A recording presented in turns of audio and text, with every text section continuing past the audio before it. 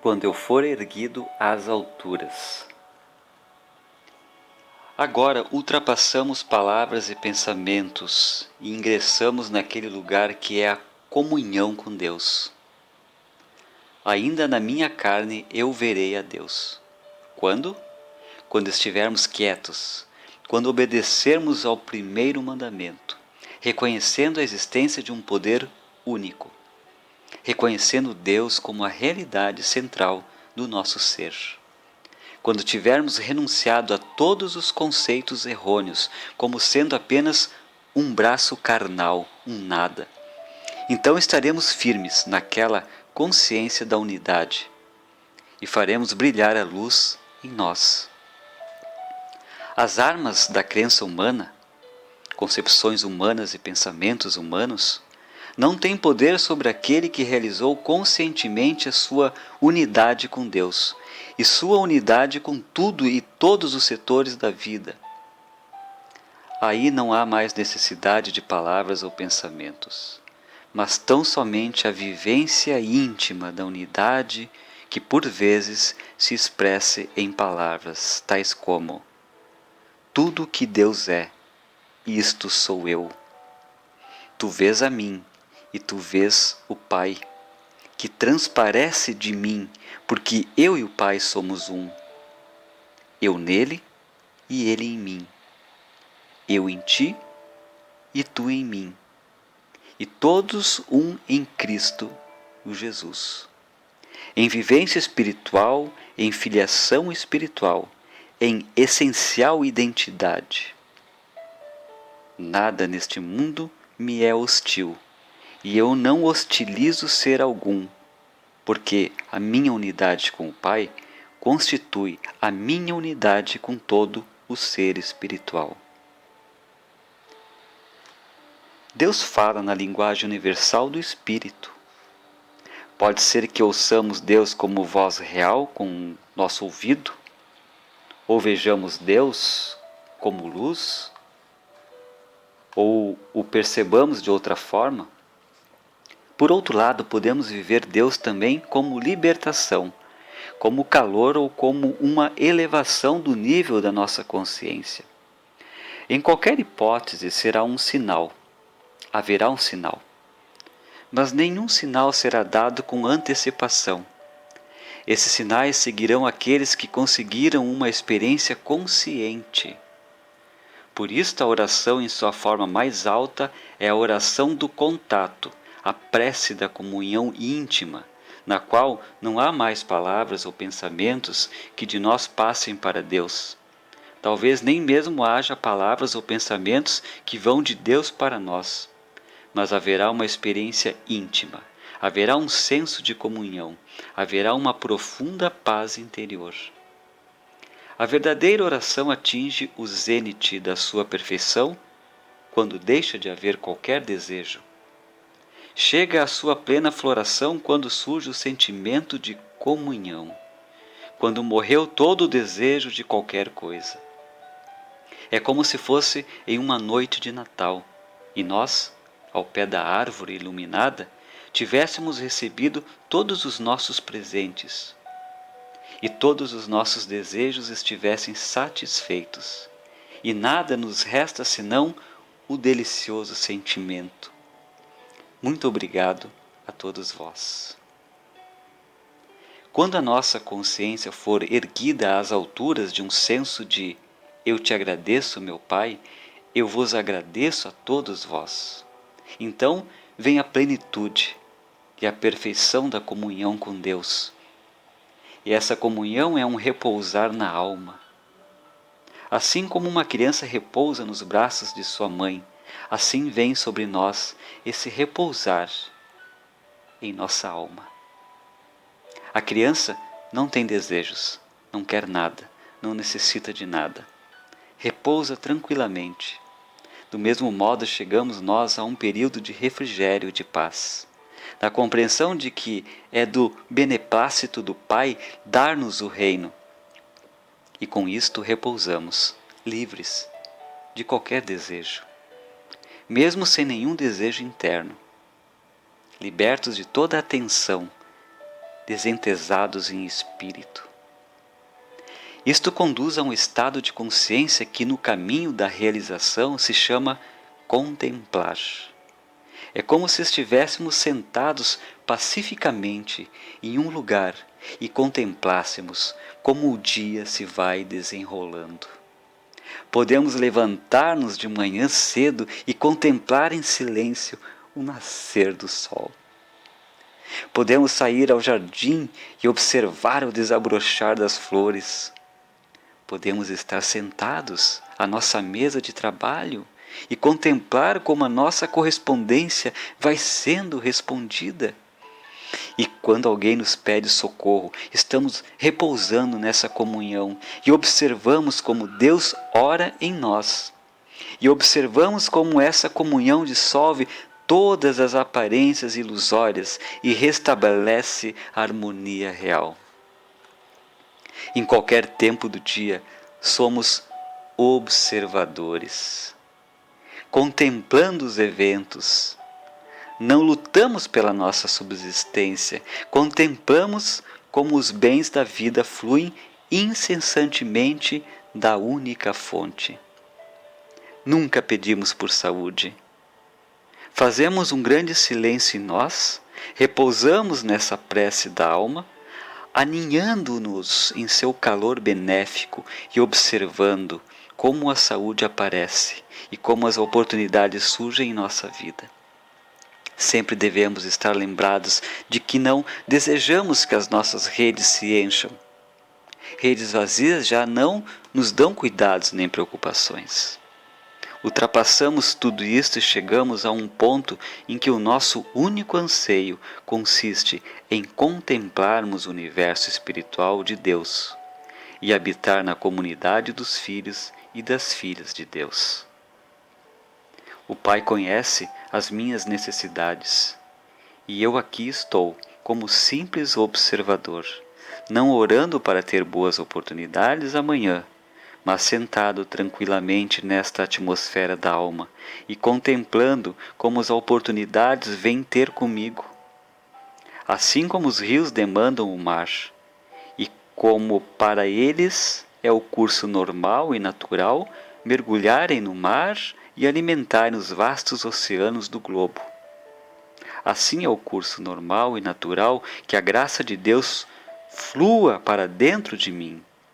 Esse fluxo da graça foi represado por meio de desejos, temores, dúvidas da minha parte, e pela crença de que Deus fosse algo à parte e separado de mim e ignorasse as minhas necessidades. Agora, porém, abro mão de todos os cuidados e ansiedades, e aqui estou como simples observador, contemplando a infinita bondade de Deus. A nossa prece diz: cala-te e emudece. É uma comunhão silenciosa, mesmo em face das tempestades no mar. O Mestre nunca orou para que a tempestade amainasse. A sua única prece foi esta: cala-te. Será que ele falava às águas? Não. Ele falava à sua consciência e à consciência de seus discípulos. Cala-te, sê quieto. Quando a nossa consciência está quieta, não há tempestades nem dentro nem fora.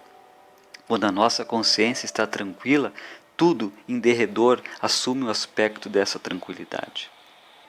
A única coisa de que temos mister é uma consciente comunhão com Deus. Esta é a mais alta forma de oração. E esta forma de prece só pode realizar-se depois de sabermos primeiramente que Deus é, e, em segundo lugar, que tudo que existe no universo de Deus é divino, tem o seu ser em Deus. Tudo é teo-existente. Esse ser, esse teo-existir, não é humanamente nem bom nem mal, não é humanamente falando saúde nem doença, é simplesmente um ser espiritual. Depois de nos habituarmos a trabalhar com esses princípios básicos, depois de atingirmos o ponto onde nem sequer mentalmente nos opomos aos problemas adversos, mas, como Davi, sem armadura alguma, saímos a campo em nome de Deus, quando chegar esse tempo, então se efetuarão as nossas preces e os nossos tratamentos de cura, sem palavras nem pensamentos. Palavras e pensamentos deixam de ser necessários, depois de sabermos por experiência íntima, desligando-os e deixando-o andar. E nunca mais ligaremos por meio de julgamento ou condenação uma pessoa, uma coisa ou uma circunstância. Palavras e pensamentos deixam de ser necessários. No silêncio e na quietude é que está a nossa força, não no falar. A linguagem é o nosso meio humano para exprimirmos ideias divinas. Entretanto, as ideias divinas se revelam e manifestam em nós sem palavras. Colocamos o dedo sobre os lábios e recebemos a certeza de que Deus está no campo e que a luta não é nossa, mas de Deus, que não há luta alguma. É dever e privilégio de todo homem elevar o mundo até certo grau acima do nível de sua consciência atual. Os que ainda nada sabem desses princípios básicos, ou que não os realizaram ainda em si, até certo ponto, têm o direito de esperarem auxílio de nós. E nós temos o direito e o dever de lhes dizer, sim, vou ajudar-te. Não por sermos mais espirituais ou por possuirmos certos poderes que eles não possuem, mas porque nós conhecemos a verdade. E esse conhecimento da verdade liberta aqueles que se dirigem a nós.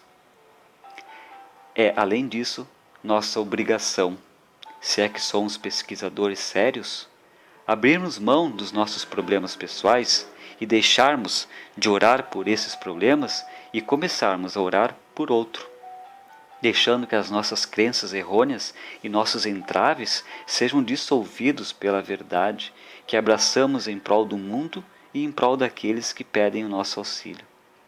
Para os homens que ainda estão escravizados por conceitos materiais, é muito importante que tenham boa saúde e bons recursos financeiros, recursos abundantes, bons amigos e parentes. Não é assim com os que buscam a verdade. Estes não têm o direito de serem orientados, influenciados ou dominados pelos padrões dominantes do mundo. Não devem dar importância ao seu corpo, à sua bolsa ou aos seus afazeres. Que diferença fazem essas coisas? Uma só coisa é realmente importante. Será que eu conheço a Deus? Será que atingi um ponto em minha vida onde possa conhecer a Deus? Que diferença faz que eu tenha muita ou pouca saúde, se não conheço a Deus, se ainda não me encontrei com Ele face a face? Prosseguindo em nossos esforços, não tardaremos a efetuar curas, em nós mesmos e curas em outros. Mesmo a cura de uma simples dor de cabeça nos deveria servir de prova de que a presença de Deus está atuando em nossa vida, aqui e agora. E depois disto, nunca mais deveria haver necessidade de cura alguma, porque, a partir daí, saberemos. Agora sei que há uma possibilidade de ter experiência de Deus em minha vida. Agora tive a prova disto. E de hoje em diante dedicarei a minha vida a esse ideal. Depois de meses ou anos de semelhante dedicação, chegará o momento em que raras vezes, talvez nunca mais, será necessário apelarmos para o auxílio de outra pessoa.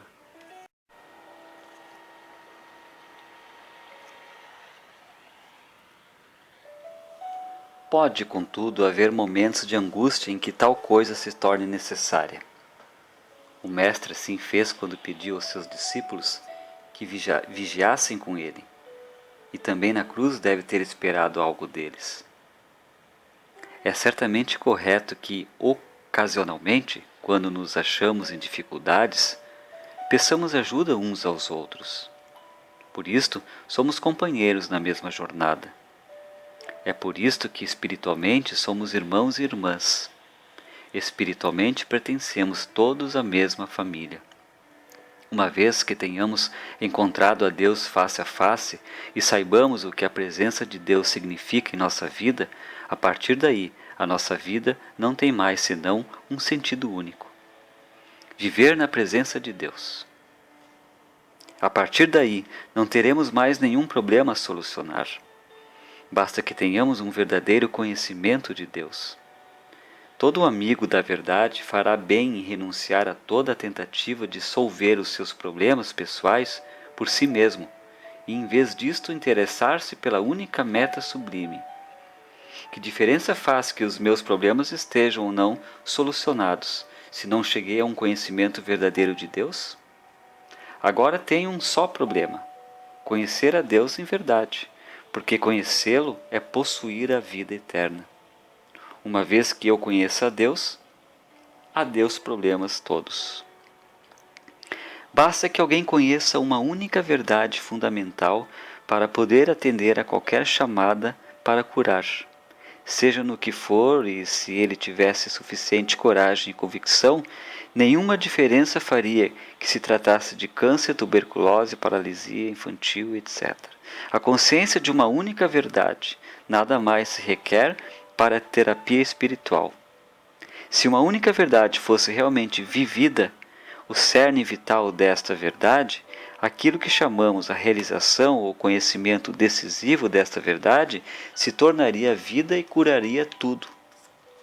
O que geralmente acontece ao conscientizarmos uma verdade é que desta nasce outra verdade, e assim por diante, convergindo em uma conclusão final, que dá clareza a toda a situação.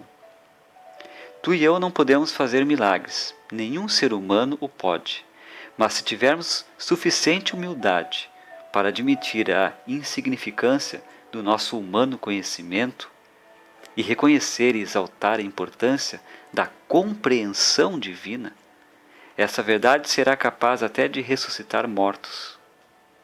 Mesmo que não conheçamos nenhuma afirmação da verdade, podemos, contudo, curar. Se estivermos dispostos a ficar quietos e suficientemente receptivos, até que Deus fale através de nós. Esta palavra não será nossa, mas sim de Deus. E esta palavra é viva, aguda e poderosa. Toda pessoa que tiver lido este livro deveria agora estar em condições de tomar sobre si a responsabilidade de curar pelo Espírito. Nem tua nem minha espiritualidade curará alguém. Nem tua nem minha compreensão realizará uma cura. É a compreensão de Deus, para a qual nos tornamos receptivos pelo fato de estabelecermos quietude interna. Na medida que essas verdades começarem a atuar em nossas consciências, veremos que atuarão também na consciência dos nossos pacientes e discípulos, bem como no mundo lá fora.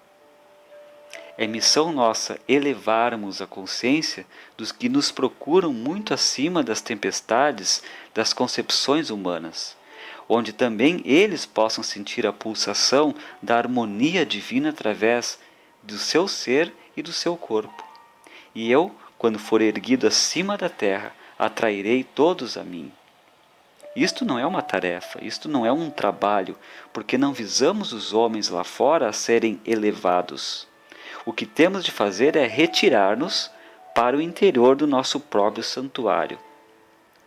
Então, toda a nossa família, a fim de encontrar a paz, e depois de encontrarmos esta paz, essa família toda e os que estão sintonizados conosco receberão uma parcela dessa paz, na medida da sua receptividade. Muitos deles, possivelmente, ficarão fora dessa paz, porque, no presente estágio evolutivo, não são ainda receptivos para a voz de Deus. Mas chegará o tempo em que todos ouvirão a voz de Deus. Não é da nossa conta saber quem obedece ao impulso espiritual. O que concerne a nós é criarmos em nós uma consciência tão elevada que aqueles que vêm ter conosco possam participar do pão espiritual, do vinho e da água. Não que nós lhe queiramos impingir, mas que toda pessoa de espírito receptivo os possa receber.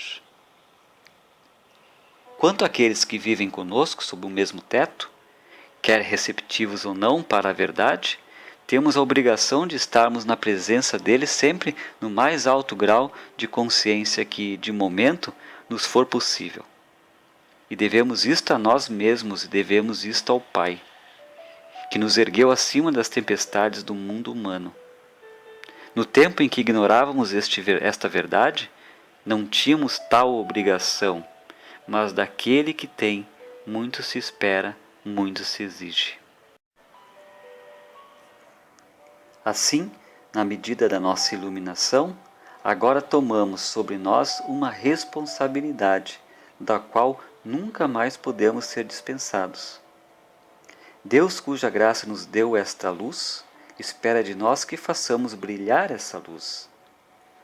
Não por meio de proselitismos, não pelo fato de irmos em busca da gente, mas pelo empenho de mantermos a nossa consciência em um elevado nível espiritual, ainda que ninguém lá fora no mundo saiba dessa nossa atitude interna. Já conhecemos o segredo.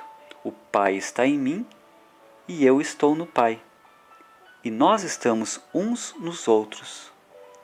Sim, conhecemos esse segredo, mas agora importa que, sem palavras nem pensamentos, 2, 3 ou 4 vezes por dia, e no próximo ano 20 vezes por dia, entremos em nós mesmos por meio minuto que seja, a fim de conscientizarmos a presença, a energia divina, a centelha divina, vivendo de tal modo que todas as pessoas que entrarem no âmbito da nossa consciência sintam o transbordamento de Deus sobre elas. Somos, portanto, instrumentos de Deus, somos servidores de Deus. O Filho de Deus é sempre o servidor de seus semelhantes, sempre ao dispor daqueles que dele necessitam. Os reis da terra são servidos, os reis do Espírito são servidores. Ninguém pode envaidecer-se ou orgulhar-se da filiação divina, porque a filiação divina desperta uma humildade que reconhece que somente a luz de Deus pode elevar a consciência do que nos procuram. Elevar a uma altura onde eles verão ao Pai face a face. Como servidores do Altíssimo, permanecemos no mundo, inatingidos pelas paixões dos mundanos, de ódios e amores, inatingidos por guerras ou armistícios. Permanecemos no mundo como uma bênção para o mundo inteiro. Fim.